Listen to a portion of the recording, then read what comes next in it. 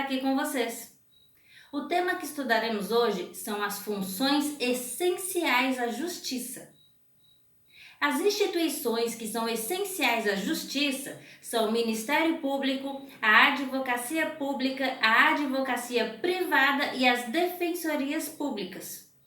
Iremos estudar cada uma delas. O Ministério Público está disciplinado nos artigos 127 a 130 da Constituição. De acordo com o artigo 127, o Ministério Público é instituição permanente, essencial à função jurisdicional do Estado, incumbindo-lhe a defesa da ordem jurídica, do regime democrático e dos interesses sociais e individuais indisponíveis. As funções do MP são, portanto, a defesa da ordem jurídica, do regime democrático e dos interesses sociais e individuais.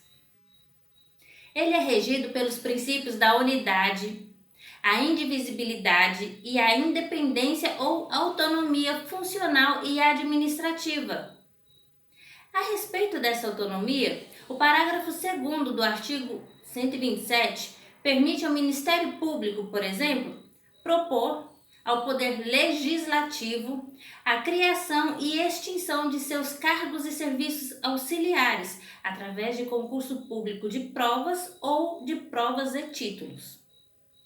Nós temos duas espécies de MP, o MP da União e o MP dos Estados. O Ministério Público abrange os Ministérios Públicos dos Estados e o Ministério Público da União, que compreende o Ministério Público Federal, o Ministério Público do Trabalho, o Ministério Público Militar, o Ministério Público do Distrito Federal e Territórios.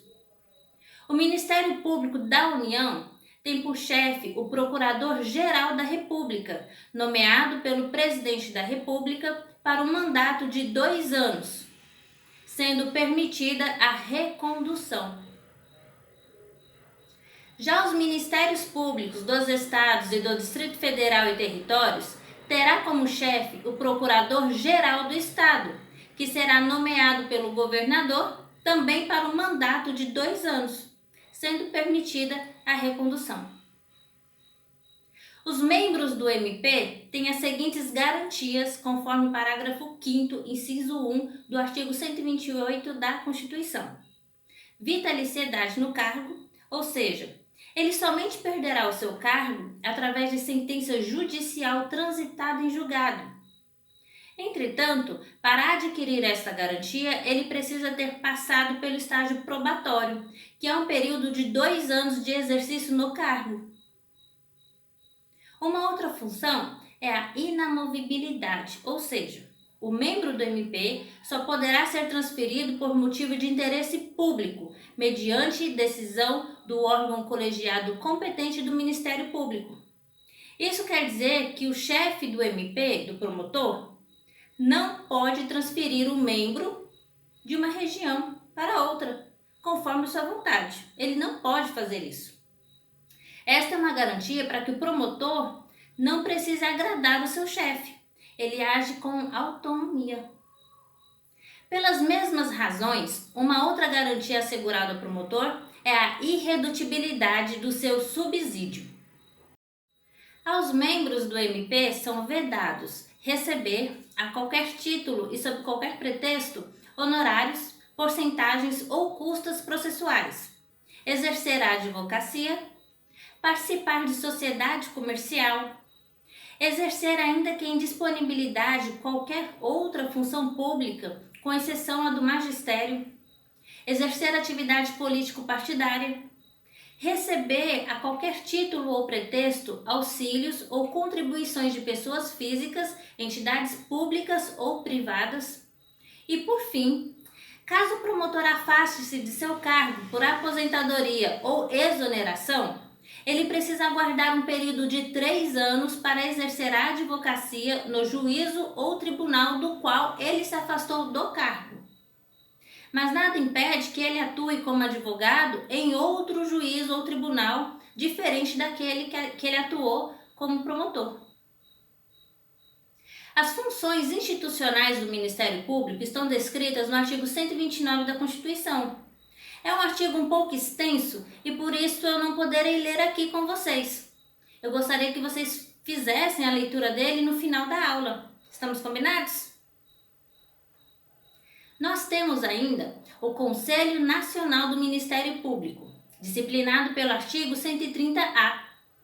Este conselho é composto por 14 membros, nomeados pelo Presidente da República para um mandato de 2 anos, sendo admitida uma recondução.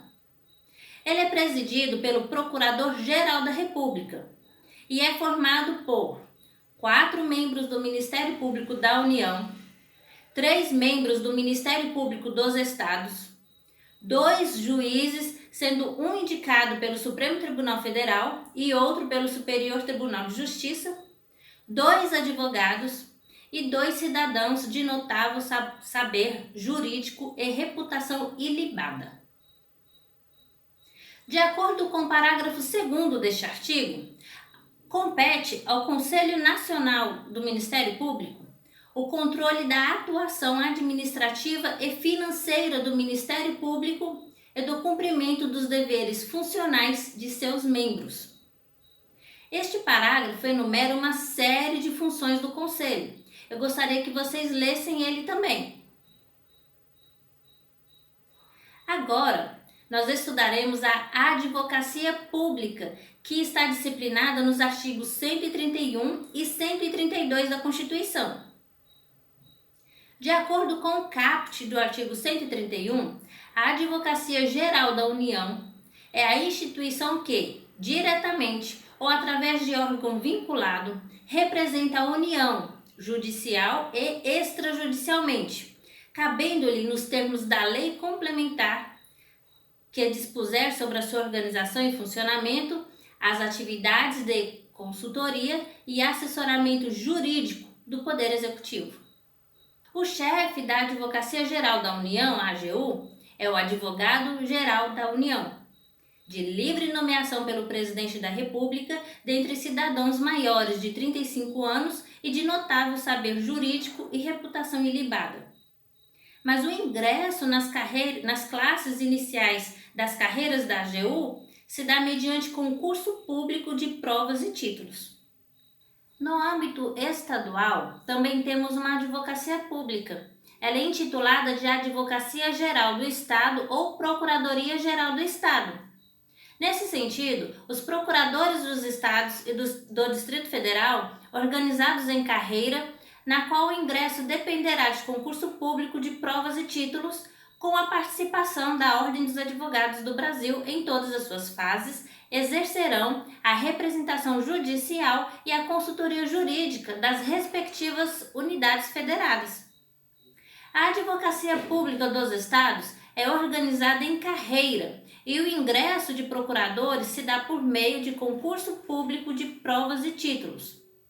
Estes procuradores exercerão a representação judicial e a consultoria jurídica das respectivas unidades federadas. Uma outra função essencial à justiça é a advocacia exercida no âmbito privado. De acordo com o artigo 133 da Constituição, o advogado é indispensável à administração da justiça, sendo inviolável por seus atos e manifestações no exercício da profissão, nos limites da lei. Vejam que este artigo fala que o advogado é indispensável. É preciso um pouco de cuidado aqui, porque esta norma não é absoluta. Existem alguns procedimentos jurídicos em que a participação do advogado não é obrigatória. Pessoal, aquele que se gradua no curso de Direito torna-se apenas um bacharel em Direito. Para ele atuar como advogado, é preciso estar registrado no órgão da classe, que é a Ordem dos Advogados do Brasil. E para isto, ele presta um exame. Se aprovado, obtém o registro e poderá então atuar como advogado. A quarta e última função essencial é a Defensoria Pública. De acordo com o artigo 134, a Defensoria Pública é instituição permanente essencial à função jurisdicional do Estado, incumbindo-lhe como expressão e instrumento do regime democrático, fundamentalmente a orientação jurídica, a promoção dos direitos humanos e a defesa em todos os graus, judicial e extrajudicialmente, dos direitos individuais e coletivos, de forma integral e gratuita, aos necessitados, na forma do inciso 74 do artigo 5º desta Constituição Federal. Segundo este inciso, o Estado prestará assistência jurídica integral e gratuita aos que comprovarem insuficiência de recursos. O ingresso na Defensoria se dá mediante concurso público de provas e títulos. Os defensores têm a garantia da inamovibilidade e não podem exercer a advocacia fora das atribuições da própria Defensoria. Assim como ocorre no Ministério Público, as defensorias públicas estaduais, da União e do Distrito Federal são dotadas de autonomia funcional e administrativa. E elas também possuem os princípios da unidade, indivisibilidade e independência funcional. Pessoal, encerramos aqui a nossa aula. Continuem estudando e façam sempre a leitura dos artigos e uma revisão do conteúdo. As dúvidas vocês devem postar no fórum de discussão. Agradeço a atenção, um grande abraço e até o nosso próximo encontro.